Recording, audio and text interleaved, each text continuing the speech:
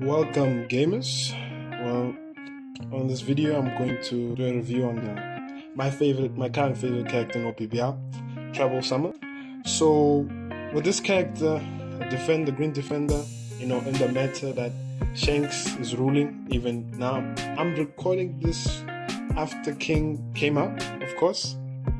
Who is the better Shanks counter than TREBOL? He was the previous best.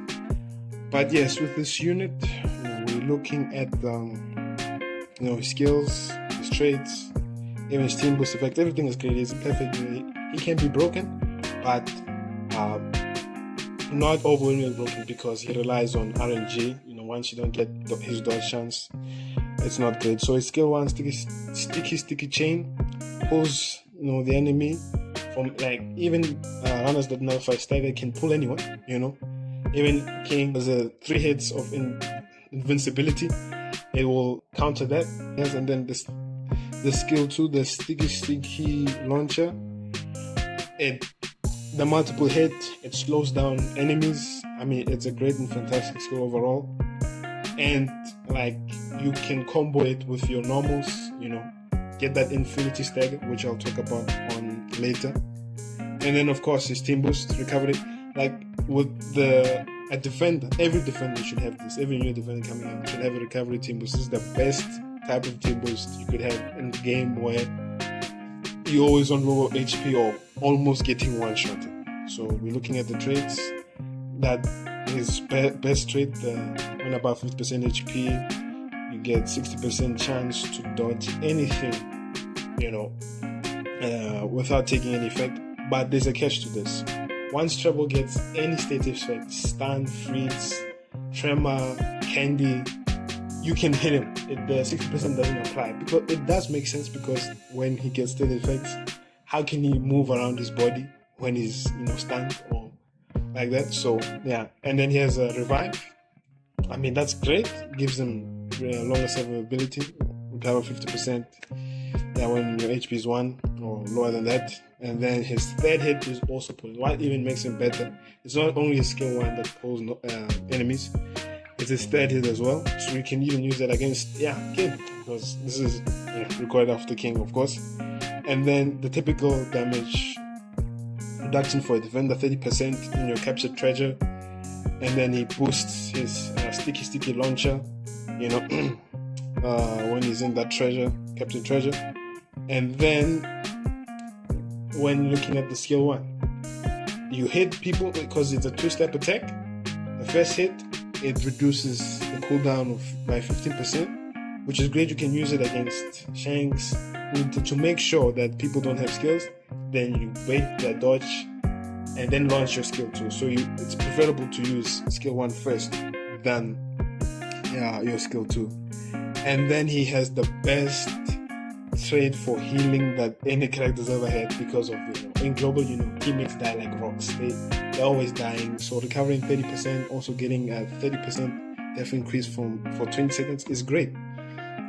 It would be nice if it stacked a bit, because 30% defense is not enough, especially combined with that 30% damage reduction.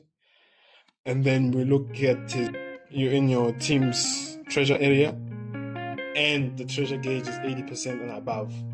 You nullify knockback. Well, to be honest, this trait it's decent, but it hasn't really done great, because when combined with the dodge, you don't get knocked out of the treasure that much, because he's always dodging. But when you get really unlucky, 6%, you just instantly die. That's with TREBOL. He doesn't tank like other defenders like Zephyr or the high damage reduction defenders, or even Kaido, the high defense characters. So, and then he has the typical boost trait, recover when your HP, when you people hit you for a certain amount of damage, 45% HP, you hit about 5%. So that's it for the character traits. Let's move on to the gameplay. Huge thanks to my alliance mate Ray-san for providing the 5-star TREBOL gameplay. My TREBOL is also 5-star as well, so this is a good comparison. So yeah, with TREBOL, this gameplay is great to show his strengths, and his weaknesses. usually how it happens, like if you get that 60% chance, you just win every game with treble. Like, because people want to kill you, they throw your skills, they throw everything at you, and it doesn't land, and that gives your team an advantage. So I feel like there's also two types of ways you can play with treble. Either you play the defender like Red is doing here. How's that on a perfect bench? Or you go aggressive, you go to the mid flag and just try to stay there until like bring all the attention to you. So yeah, he's having a struggle like with this Akainu. He's getting like this is what happens with without RNG. But he managed to survive and got that help from Project and kill that Akainu. Just when you don't have that 50%, you should try to stay back.